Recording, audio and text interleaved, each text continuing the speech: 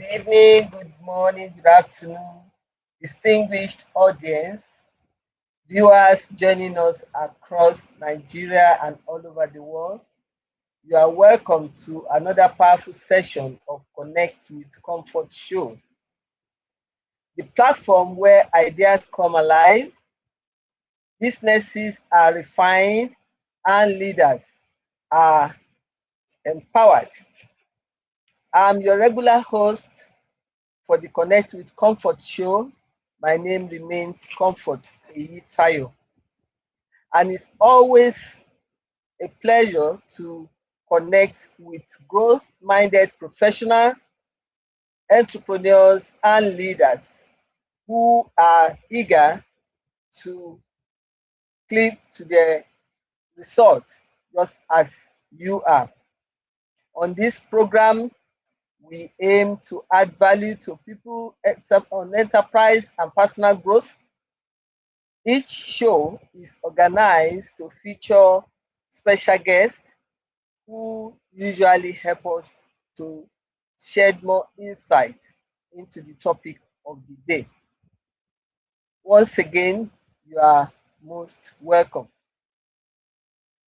Today, as a form of introduction on the topic, we are diving into a topic that can literally change the trajectory of your business, and that is partnership that pay, strategic alliances that multiply revenue.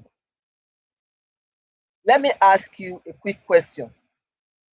What if your next level of income is not working harder, but in working together with somebody that is of the same mind strength and growth mindset? Because in today's fast-paced and competitive environment, no one wins alone. The most successful businesses are not just building products, they are building powerful partnerships.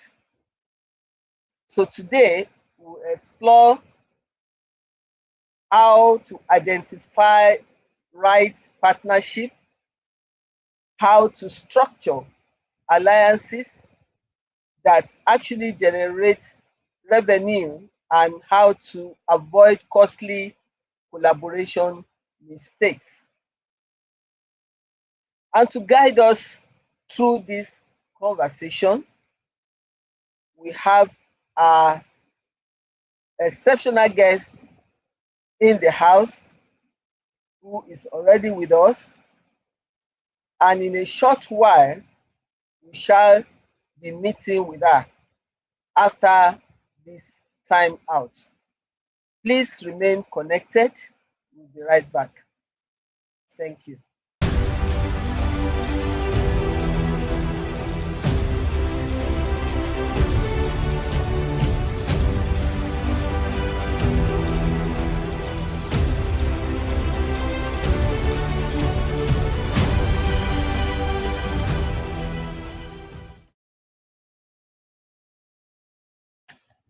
You are most welcome.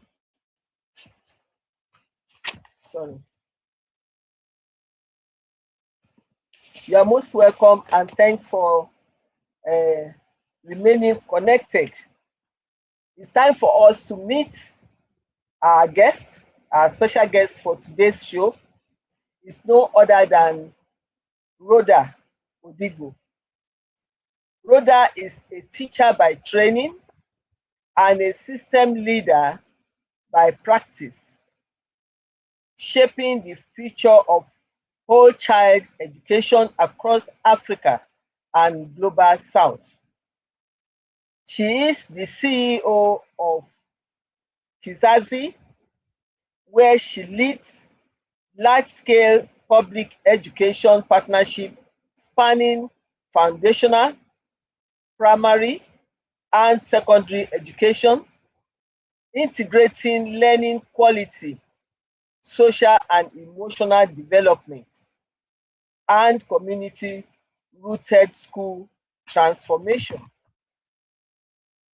She's also the founder of the Learning Craft, a curriculum and teacher development platform working with schools and governments, and the convener of the Pan Africa Convening on Social and Emotional Learning, PACSEL, a continental space aligning policymakers and practitioners around human development and well-being. With nearly 2 decades of experience across classrooms, government reform, and global innovation, Rhoda is a leading voice in centering education around human flourishing, adolescent development, and future readiness in AI-driven world. Ladies and gentlemen, it's time to welcome warmly someone who understands the power of collaboration, and not just in theory, but in practice. Please join me in warmly welcoming our guest for today, Rhoda Odigo.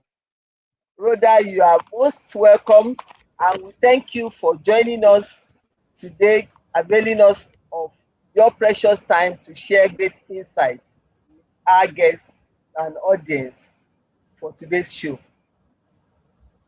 Thank you so very much, Ambassador Dr. Comfort Itayo. It is my pleasure, honestly, to be here on a topic that is quite dear to my heart. In fact, all my career has been about partnerships. So I'm very excited to be here with you. Fantastic. So we are in for a good show. So without much ado, let's just dive into it by making our audience to understand what strategic partnership really means. So let's start simple. What exactly is a strategic alliance, and how is it different from a normal collaboration? Wow. Okay, so I will speak from just a lot of my experience and my learnings over the years. And I would say that a strategic alliance is not really about people liking each other, or whether they are agreeing to work together. That's not what an alliance, let alone a strategic one, is, from my perspective. I think I'd like to use the word structured, or the phrase structured relationship. So for me, a strategic alliance is a structured relationship where each party, each member of this relationship brings something really important to the table. And then when they bring something important to the table, both know what the importance of what they're bringing is to the table. And together they achieve something that would have been ordinarily harder if they did it alone, slower if they did it alone, or even more expensive if they did it alone.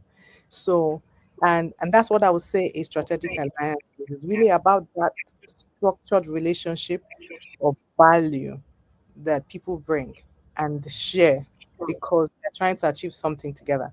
So versus a normal collaboration. And I like the way you've put it in terms of describing the collaboration as a normal one, because a normal collaboration, it can be informal. You can say, okay, I want to collaborate with someone, for an event, or you want to collaborate with someone to co-host in our world in education a training, a conference, or you want to collaborate with someone as they do these days. You're influencing, you're collaborating to influence on a product. You want to sort of, grow a visibility. That's what a normal collaboration can look like. But when a normal collaboration shifts from that to becoming a strategic alliance, two or three people in this party or even more are agreeing that, oh, we want to do something for this purpose. So a strategic alliance will go deeper. It will ask deeper questions. They will say, okay, what are we building? What do we bring to the table? What are you bringing? What am I bringing? It's very clear. What is the outcome? What do we want to achieve? Okay, how does value come back to each of us? Each of us in this alignment or alliance. So, for example, a quick example with the work I do at Kizazi. For us, our partnership is really not about visibility. So when we partner with governments, we recently partnered with a Southeast government. What is this strategic alliance? For us, Akizas, we're bringing program design, we're bringing training, we're bringing structured pedagogy, right? We're bringing quality assurance thinking. Now, what is the government bringing? Government is bringing system ownership. They're bringing access to the schools, right? And so for us, it's not a collaboration, it's an alliance because each party's role is designed in a very clear way to strengthen a whole system. Sometimes I tend to look at collaboration, when it's normal, when it's not strategic, as activity, right? We can come together and just do an activity, but strategic alliance is like building a system. It's like building a structure, like where an architect is trying to come up with a building. And so that's the way I would describe a strategic alliance. Fantastic. That is well said and beautifully put.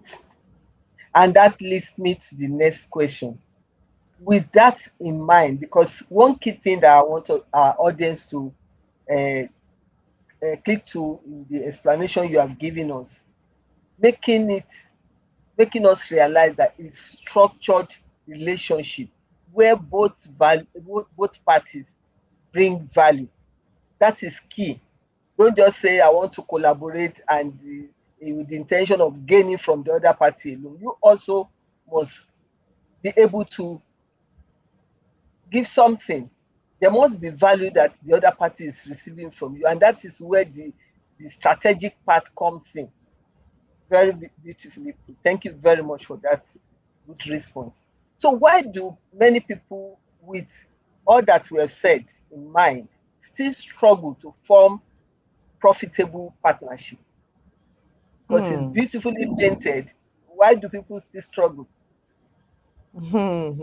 I think people struggle. This question is very personal too to me because it has, some of us have also made mistakes in the past, where we have not necessarily seen, a relationship, from a structured perspective. So I would use even just my personal example. I think many business struggle because, they enter these partnerships emotionally, right? They're thinking of it from an emotional, why don't you do this for me, you know me, I know you, type of situation. So you may struggle because you have entered into it emotionally and you're not thinking about the structure.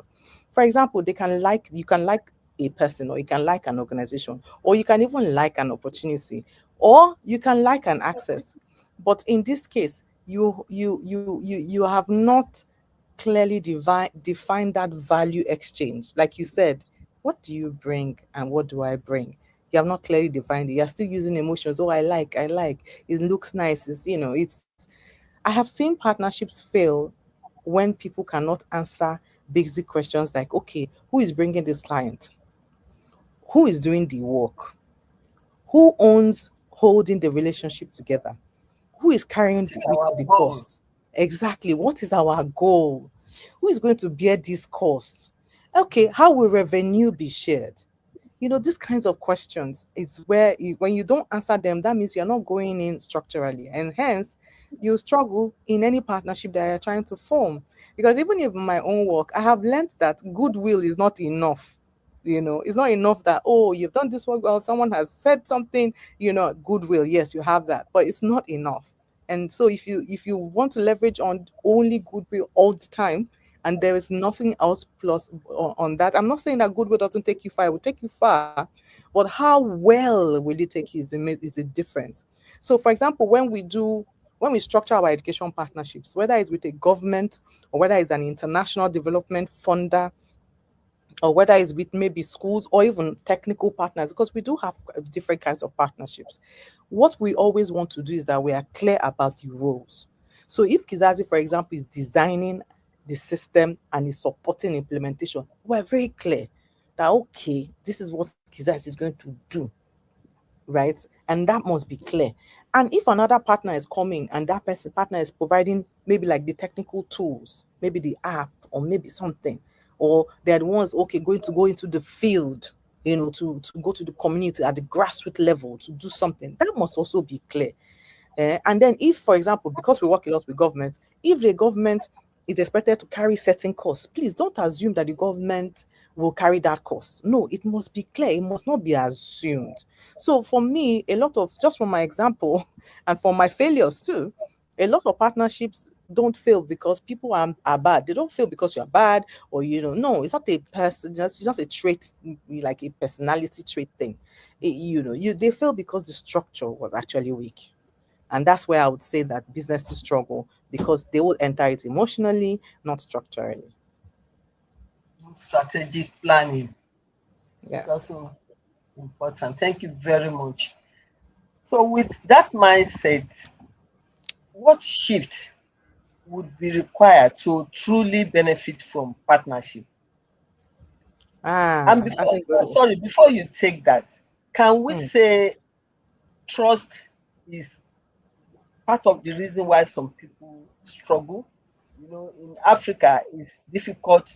Well, let me just Africa, but I think it's all over the world to really have the 100% trust in the other person or organization that you are partnering with, in terms of them being able to hold, even with all the defining the structure, them being able to hold to their own side of the bargain. Can that be part of a reason that we can adduce to the struggle? Yes. Yes, yes, yes, yes. Sometimes, many times, trust is a currency. It's just, because usually for you to build trust, you have spent, for someone to trust you, usually there's a lot that has happened, Yes. consistently, not just in a fragmented way. They've seen Consolidated, you yes. do, yes, there's a consolidated, consistent pattern of behavior, of Behavior. production, of delivery from you that enables that trust to be built. So when we get to trust as trust, usually, yes, trust is a function because because you have done something so much, so well over time, so consistently, and trust can be that layer. I agree. Thank you. So we can now take the question: what mind shifts that do we have to have to for business? I mean, to truly benefit from partnership, knowing that these are the reasons why we struggle. So, what do we need to do, moving away from the cause of the struggle, so to say? I like this one. I like this question because that mindset, a lot of things we Yes. often say that, oh, that when you want to, for those of us who do work in transformation, work that over time, people need to, like in education, it's hard to see the outcomes immediately. Usually, the outcomes of what we do in education is usually long term. So usually because of that, and it needs a certain level of resilience, a certain level of, persistence. How would I say it again? Tolerance, and then, long suffering, so to speak. So for those of us who do that kind of work, sometimes the output is before you see go from output to outcome, it can be a journey. So we often say that there are three sets of skills you have, or three sets of things you need. You need your mindset, you need your skill set, and you need your tool set. But the biggest of them, or the chief of them all, is what you have in this question, which is what sort of mindset shift. And for me, one thing I learned when I learned a lesson, a very hard lesson, was moving from who can help me is to what value can we create together, meaning that I wish must always go from being dependent on who wants to help me, who is going to help me, who's going to creating in my mind what value am I offering here. That is the first and the what I consider to be the biggest mindset shift that partnership business owners need to start from. They need to start from because many people actually will approach partnerships from that place, a place of need, and it's not wrong. because many times you need funding, you need the feasibility, you need the access. But you see, no problem with having those needs. Yes, you should have them.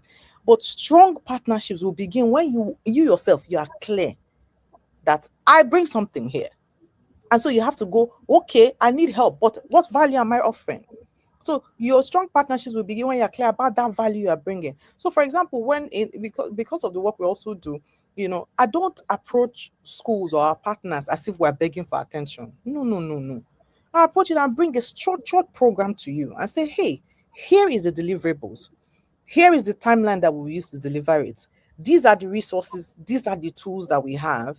These are the ways we intend to create these shifts, this and that. And then I'll demonstrate an example. That gives partnership weight. So, but you can only do that if you sit in your head, in your mindset, and say, hey, it's not about who is this person. I know this person is going to help me. It's going to help. This organization is going to help me. This business is going to help me. We're going to help open a partnership together. Okay. But here's what I bring to the table. That is it. And it applies everywhere. So we must keep saying, looking at our businesses or partnerships from that lens. What value can I create? Do I bring? And what value can I create together? That's the mindset shift that we need to start with so that we can benefit from a partnership. Because you're going to someone. Does the person need you? Is the first question. So if you don't, you have to answer that question and you have to answer it from a very honest place. Fantastic. Very, very correct. And I like the bit of the mindset, the three prongs like mindset, skill set, and tool set. That's also important because you have to create that confidence in the Yes. other person. It's not enough to just say, yeah, I'm going to add value. It must be demonstrated in a way that you see that confidence that the person will see you or take you as being believable, even without actually delivering. Because that is the first thing, and the clear goal, clear vision is very important. And there's one beautiful contribution from Dr. Asein, who is one of our regular audience from Abuja. Says partnership or partners must be complementary, not competing Yeah. skills to reinforce their synergy and create enduring relationship. Yeah. That is beautifully I put. agree. Very, very I correct. agree. Thank you very much, Dr. Saying. Because we have to that's what they call partners in progress. Is That's right. one is not going to be on the lame dog and the other one is the one that is working like a jackie, so to say. Exactly. So you all have to be pulling your weight equally to make sure that the relationship succeed. Very nice contribution. Thank you, Dr. Aseng. Okay, so with that, we've created enough platform to make us understand what strategic partnership means. Let's try to identify the right partners because that is another Hmm. cross that some people find difficult to carry. So, how can business owners identify the right partners for growth, having understood what the strategic partnership means? I think Dr. is saying answered the question from his comment. Is this complementarity versus competition, is very helpful in thinking about, how in reflecting on, how business owners can identify right partners. And I like the way he puts it. And it has been my experience, to be honest. Because one thing is you need to identify or let me say that differently, to identify a right partner, you have to look at it. Does this partner complete my model? Because sometimes our business models are incomplete. And Yes. it is not all the time that we have everything it takes to take it to completion. The missing So, gap. yes, there's a missing gap. So that means you need that partner to Complementary. complete your yes. That partner becomes a complementary partnership. And it not seem like he said, not something that looks like you, that resembles exactly you, because that starts to look like you are competing. And in fact, it can blur the lines. It can make the lines become blurry. Who owns what? Who is doing what? And that's not very good for clarity in business. So for me, what I've often learned and I've started and done and has led me to progress is that I always bring these three filters and I use it all the time. First of all, my first filter is, in simple words, do they bring what I don't have? I have to answer it yes. Tick it. This partner brings what I don't have. Tick. Then my second question is, do they operate at my standard? My standard. There are some standards, there are some partnerships that destroy you because when they Yeah. come into the They partnership, pull you they are down. below. Yes, they are below your level. Is it that they are, if, for example, your ways of working in your organization, in your business, you've learned to build operational excellence. You keep to timelines, you deliver, and when you don't keep, you speak up. You have preventative measures so that you speak up before that you are not able to, and then you have a partner who cannot deliver on that. So I have to ask that question: do they operate at my standard? If they don't, what do I need to do to bring to them to operate on my standard? But the first filter is, do they operate on that standard? If it is a yes, tick it. I already know they're a right partner. If it's a maybe, then if I desperately need what they need and what they are bringing as a value and I cannot replace it, then what would I do? I will start looking at how to fill that gap since I already have it. Or if I don't have it, then that's not the right partner. That is rather going to kill your business, kill your model, rather than make you to grow. Then on my last filter, usually just the first thing is, do they benefit? Are they benefiting? Because you have to think of it this way. If they don't benefit, it's also detrimental to you. Yeah. If that partnership, they don't benefit, then They're not likely I'm to not, last. I don't, They they're will not not likely last. to last. Yes, they're not likely that. So do they benefit from the same kind of outcome you do? Tick. If they don't know that they benefit, you need to make sure that they know the benefits. That's where we started from, our conversation from. So in practice, that's how I've built strong relationships. For example, we recently have done where we've written a proposal with a two partners, on about this particular proposal is about a $4 million a proposal project over a number of years in a specific country. Now, we were clear about the structure and what these these two partners were bringing. We were clear what we were bringing. We were clear what they were bringing. And we knew what that. In fact, when we were coming up with the budget, we made sure that the budget looked like what they would have in their own budget. In fact, we workshopped it with them so that they know that it is valuable to them. At the same time, like I said, none of us are doing the same thing. None. Do they bring what we have? No. They bring what we don't have. Right. So each one of them brought what we don't have. And so that's how we've chosen partners. We don't Complement choose each other. them by yes, we don't choose them by comfort. We choose them by that complementarity that Dr. Aysen talked about, and alignment. That's how we've done that. Thank you very much. Wonderful, wonderful response. I guess I will help you to say no pun intended when you say you don't choose them by comfort. Surely, surely. But there's another contribution I would like to recognize, and that is from, I think, at Team Like Academy. I think I didn't get the name, but Things are that's like the academy. okay. Yes. Teams Alike Academy. I beg your pardon. Just confirming trust is a currency. In partnership, the mindset shift must go from who can help me to what value can I bring. Just re echoing what you said, and that's correct. So we must always bear that in mind so that we can be that partner that's also bringing, trying to fit the missing link for the other partner, just like we expect them to fill the missing link on our side. That way, we'll be complementing each other. Beautifully said. Thank you very much for that contribution. Mama.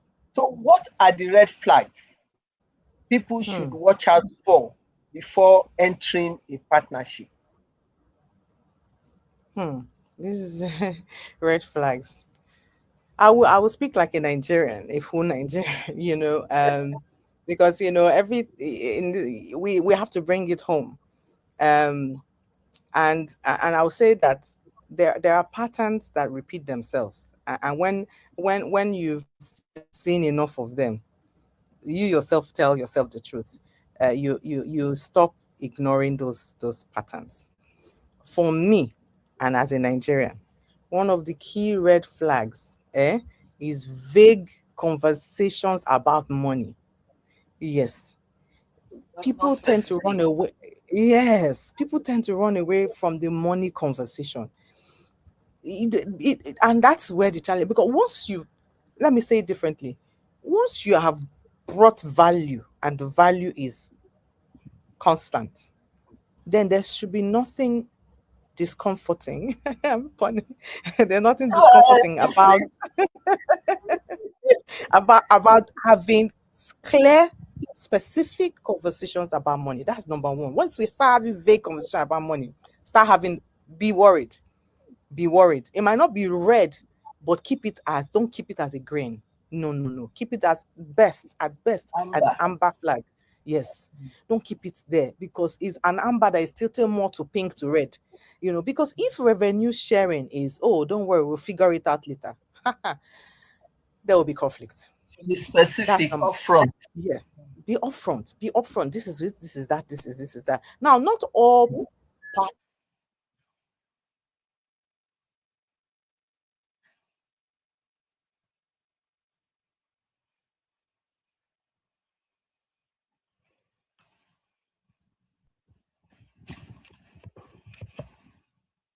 I think it's a network that's freezing the guest.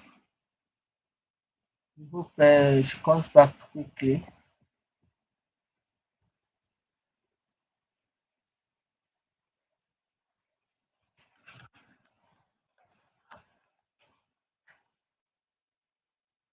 Okay.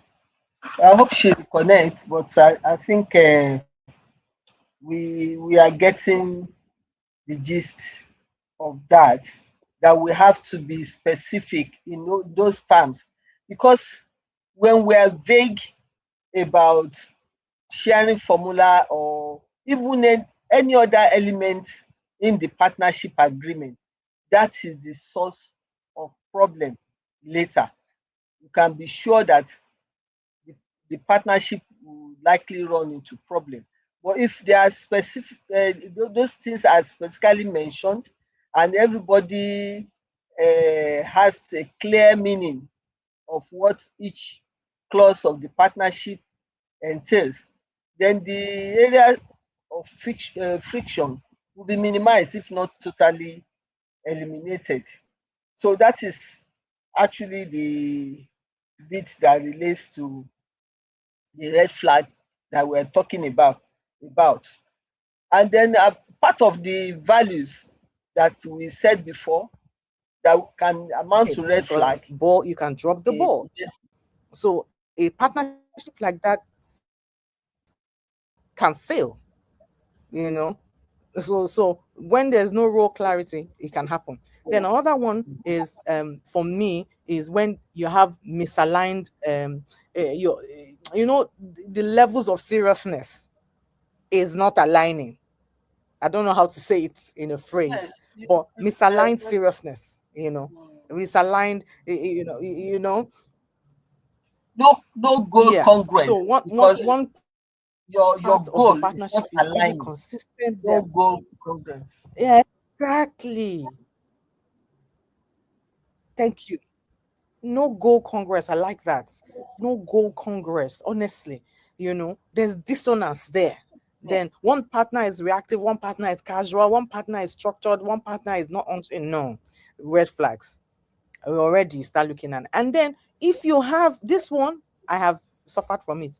If you have reputation gaps, that's another red flag. This organization is not known for doing X. This one is known for doing Y. Once there is inconsistent track record, once there's, I've been in relationship business partnerships that the stakeholder relationship is very weak. Once you have that, in my experience in multi-partner education work, the biggest red flag can be this one. So you need to be clearly map how each partnership will function well, or that partnership will break once pressure comes. And pressure is part of business. Nobody should think of it as any other way. At the end of the day, clarity, to build clarity, is not luxury. It's really for you it's for you to protect your business, and that's why clarity is important. Mm. It's just like the contribution and what you said earlier about trust being a currency. It, integrity is also something that that's akin to that, because that's where the reputational issue can come in.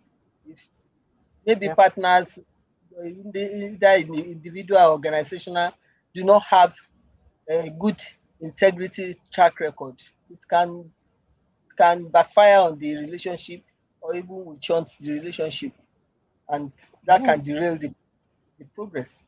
So that's Yeah.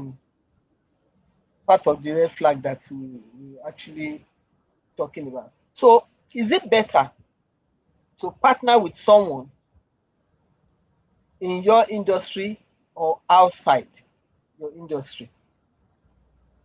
I like this question. Um, I wouldn't say yes and I wouldn't say no. I would say they are both useful. Because I think in your industry, out of your industry, you can solve different problems. Because if you partner with someone in your industry like us, if we partner with people in education, it can help us to go deeper. And then if we partner with someone outside our own industry, it can help us to expand. So in my work, we've done both deliberately.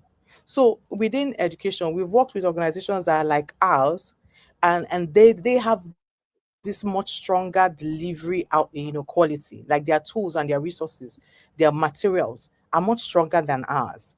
And so we look at certain milestone proposals together, and we say, oh, we want to use these materials because their materials will deliver on these outcomes. So based on that, we will partner with them, because inside our industry in education, they're able to give us those kinds of tools to deliver on what we want to do, to strengthen our work, to strengthen our quality. All we need to do in that case is we'll just align, oh, what is the approach that we want to use, what are the routines we want to take. That's us going deep with them because they are in our industry. Then outside our industry, which is education, we partner with people, people don't see, and because I work for a global non-profit, people don't see that people who fund you are also your partners. People who design the policy that will either enable or break you, they are your partners. In education, technology, and I guess in every tech sector anyway, technology is an industry that you can't even do without. So technology partnerships, and with those we're able to expand our work.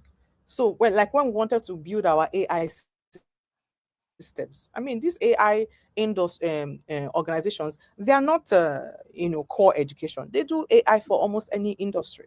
So we went out and we took work with them, and they've helped us to design a really strong artificial intelligence that will help us really scale our work and expand our work. So that on from that level, that's an external partnership, that helps That's us to not in your strengthen what we industry. already do. Yeah.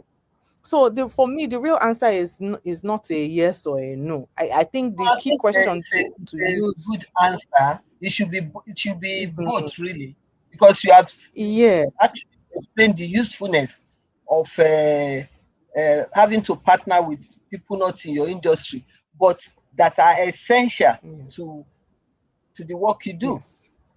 I will even help you to Exactly. add one, perhaps out of Hmm. self self interest, the finance. which I think is key in Yeah. any industry because it Hmm. helps you to understand your numbers. Because at the end of the day, for you to put the proposal together and get Exactly. the, the numbers right, you need the finance guru Exactly. to be there. So Yes. definitely, Yes. I have to speak Yes. for my profession. Yes. Yes. So I agree.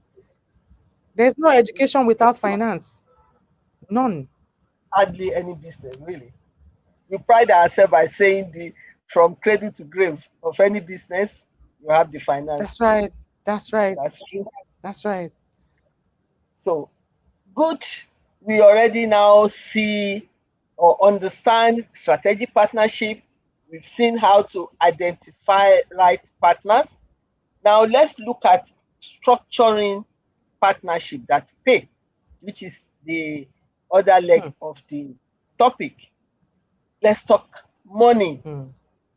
How do you Hmm. structure partnership that actually generate revenue?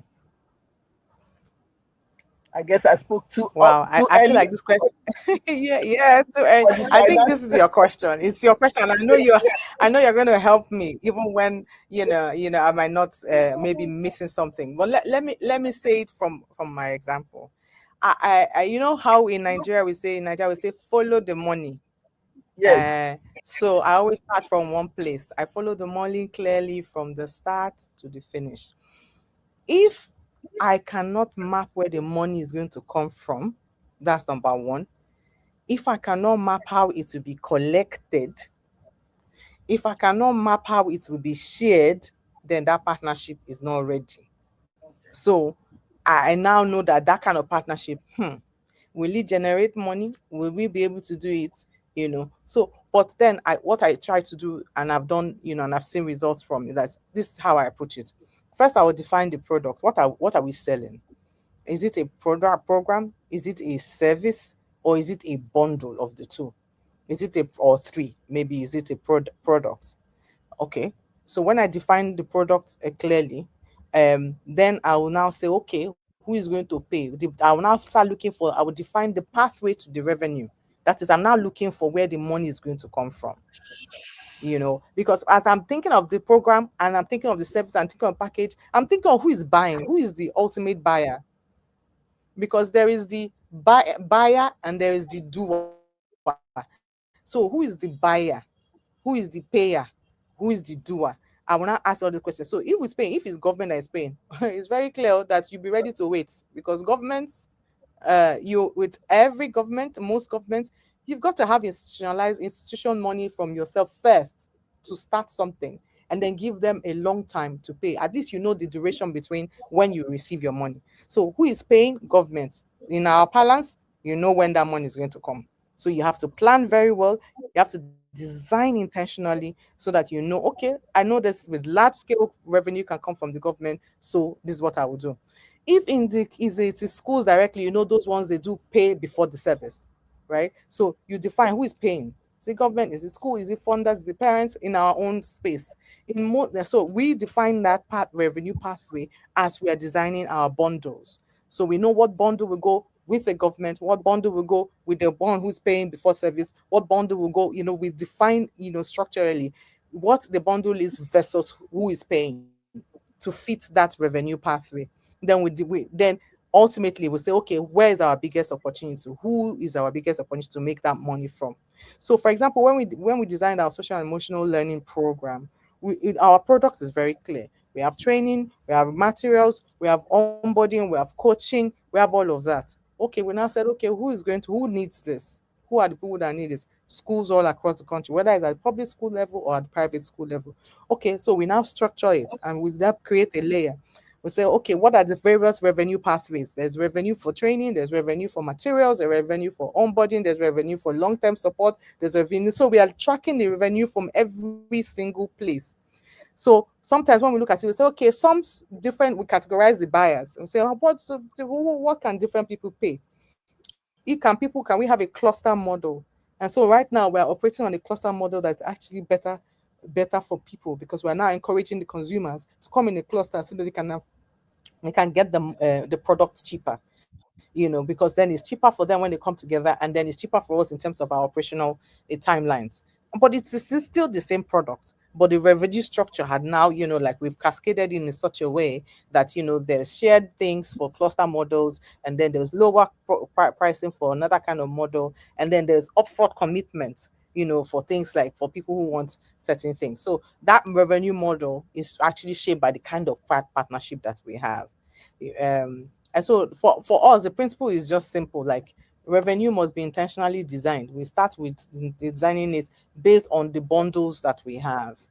And that's how, we've structured, we've looked at the money. We're following the money and packaging the bundles based on the buyer, the payer, the doer. You are very correct. I have a question from someone in your industry.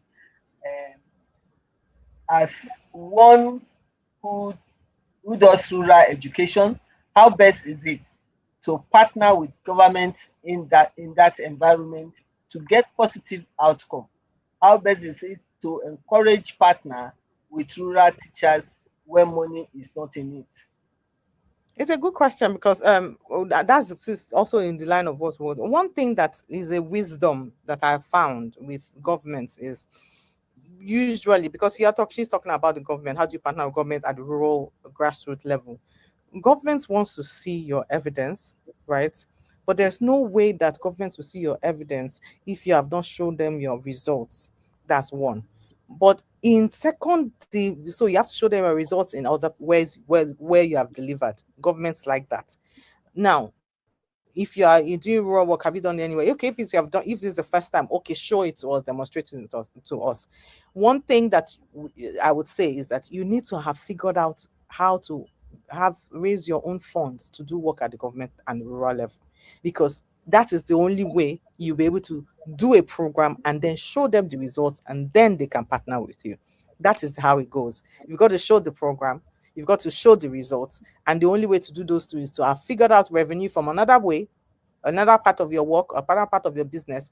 Bring that in, use it to demonstrate to the government. If you have not done it before anywhere else, use it to demonstrate to the government, and then continue to do what we call stakeholder engagement. Otherwise, it will be hard for them. Okay. Thank you very much. I'm sure the owner of that question is satisfied with that response. What are some practical models of revenue sharing partnership? Okay. Okay. So I tried to share that a bit. There are a few models that we have seen, and I've also seen even observing those that are working. So, for example, we do a lot of co-delivery. Like I mentioned, that we had two organizations where we co-wrote a proposal that is about the $4 million proposal. It's not much, not a big project, the biggest project. It's not the biggest project we've done before, but we came together and we used a co-delivery model where the partnership inside the part both partners deliver and share revenue based on our contributions. So in that multi-partner program that I was talking about, I said one partner brings the technical expertise, another one brings the implementation capacity, and then when we do that, we use the revenue. Revenue or the funding that we have will be allocated based on those roles. So it won't be equal, but it's to be fair. So practical models of revenue sharing is that, with that co-delivery model. Another one is the bundled product model that I was just talking about, where we can offer, we have two offers that are combined into one strong offer. So for example, we take, okay, in our own industry, we take teaching training, we take training, we take system, what's it called, systems building. We will take them, and then we'll now say, okay, we'll put it together as one product, and so that when schools buy, they are not just buying pieces, they are buying a system, and that increases the value. Because if you just give them only training and you don't say, okay, we're going to do some culture strengthening, we're going to do if you just do one, sometimes it just doesn't come out as value to them. So you cannot plan a bundled product, in such a way. And I see it is being done in many other industries. In not just in, I've seen it in banking, I've seen it in hospitality, I've seen it in many other industries, because I kind of wear many hats, so I'm also somewhat in hospitality in a way. So I've seen that kind of bundled product model. Then another one that we've tried is we do distribution and licensing. So we have products that we license out. So we own a product, and then we do distributorships. So we have, like, for example, there's one of our products that is only found in one of these nationwide bookstores, a bookstore that is across the 6 geopolitical zones in this country. So anybody who is in Nigeria in within a specific geopolitical zone can reach, don't have doesn't have to travel too far to reach that particular product. That's on distribution. Then we have licensing, where we are now even starting to license outside Nigeria, where we have so we have we have a tech tool that we are licensing, so people pay to use that particular tool. And then also we have the student materials that we also license and that people pay for. So we have those kinds of partnerships. And then the last one we do is we have a commission model. So if you refer us, if you say you come in and you say, oh, I have this network, for example, maybe you have a Southeast Educators Network, or you have you just have a large network, and with your network we can offer you a product at a certain discount, and then, or we give it to you and say, okay, we give you a goal, a commission based on the specific number that you deliver on. And so in consulting, it usually happens. Someone will bring a client, or you bring, and then you just define the percentages. But again, this one actually only works when you are clear about the upfront, about what the expectations are. But across any model, our one rule is what we use, that payment really must be tied to the value. Payment must be tied to the value. Definitely, definitely, because that's what we encourage payment anyway. Thank you very much for that wonderful response. Let me see if I can squeeze in, because time is fast spent. Squeeze in two more relevant questions Okay. so that we can benefit from your words of experience. Can partnership help small businesses scale faster than traditional growth methods? Because we talked about all the ingredients. Now let's look at the smaller business so that they will not think we are Mhm. speaking above them, and they can also benefit on this partnership alliance that we're talking about. The direct answer to that is small, though, because I have experience with starting a small business. So yes, can partnerships help small businesses scale faster? Yes, yes, yes. But yes, only with that, yes, is only hinged on when they are well structured. So because when they are well structured, you can now, that partnership can now help you. It can, how would I say it? It can compress your years of growth into months. Because you have a partner, instead of what you could have achieved in 2 years or 3 years, you might be achieving it in six to Synergy. 12 months. Yes, with a, Yes. because of that and synergy that you have. So, for example, instead of you to build everywhere, you're just plugging into that partner's audience. When they You're invent, plugging in, you they don't will. exactly that they've already have, you are plugging into their credibility too, and so you don't have to. So that's why partnerships are so important. That's why they say collaboration is the new competition, because really structured collaboration as we started, making it a strategic alliance as we started, is where it's at. You really really just have to, yes, partnerships can make you scale faster than you would have done on your own. Fantastic. I'm glad that our small businesses will be pleased that they are they are also in the mix of what we are talking about. So, what system or processes should be in place to sustain partnership? Ah, okay, I love this one because I've been talking about structure. Structure is my Mhm. go-to. I learned the hard way. I suffered from not having structure. Oh gosh, I suffered. I wish we had time to tell the stories. I really, really do see this stuff. And when I did not know that having not a Don't clear worry, operating we'll structure bring you another time, maybe mainly on that. to tell the story, to when not just having systems. No, you have to have a clear operating structure. Who is responsible for what day to day? Please don't get it mixed up. In the beginning, for small businesses, me, I was chief operating officer, chief executive officer, chief sales officer, chief communication. I knew it was me. So The I tea knew that maker. I had to exactly. So I had to compartmentalize my day. I spent the Departmentalize. first two. Yes, because I had to learn to create that operating structure. I look at my 9 to 5. I say, okay, 9 to 10, I will do communications. 11 to 12, I will do operations. They kini to this, I will do. I had to create that structure when I didn't have people attached to those functions. So whether you are alone or whether you are a group or you have a team, you create the structure. At least you know that you are if you're alone, you know you're the one doing it alone. But create a structure for yourself, because that then gives you clear visibility on how things can work. Then have for me have I always like this. I like communication rhythm. You have to know, okay, how many times do we meet?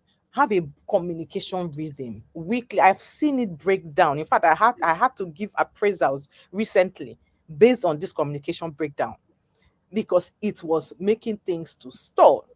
And Yes. so if you don't have a cadence, a weekly meeting cadence, either you do weekly or bi-weekly touch points. It must be structured in a way that even if people came to look at yourself to smile, and that's all you had to smile, then that's it. Get to that meeting, make it 15 minutes, 20 minutes, smile and leave. Let it be that there was nothing to talk about, because that's Yes. what it is there. So you must have those cadence. You must have that monthly reflection cycles where you will just come and say, you know what, what's working, what's failing, who needs So, what. The communication rhythm needs to be very, very clear. Then this one, the other one is you have to track your performance. You must know, what is, you must track it. What are our milestones? Are we meeting them? And Nigerians don't like documentations. We're not very strong on that. I've observed it, and it's not as if and this is a generalized statement I'm making, right? And it's not fair to do that. But please, I say it because I need it to trigger people. Document, document, document. Nobody gets hurt by documentation. In fact, you save yourself by documentation. Document what you people agree on. Document what the rules are. Document what the expectation is. It's very, very important. Very, very important. These are the things I would say. fantastic, fantastic. I just wish we could go on, but like I said, we may have to bring you back because there's still more from that. In fact, our fire chat, we could not take that today. Thank you very much. Wow.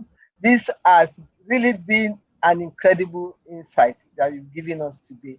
Thank you so much, Rhoda, for Thank you. such great, Thank you. insightful section.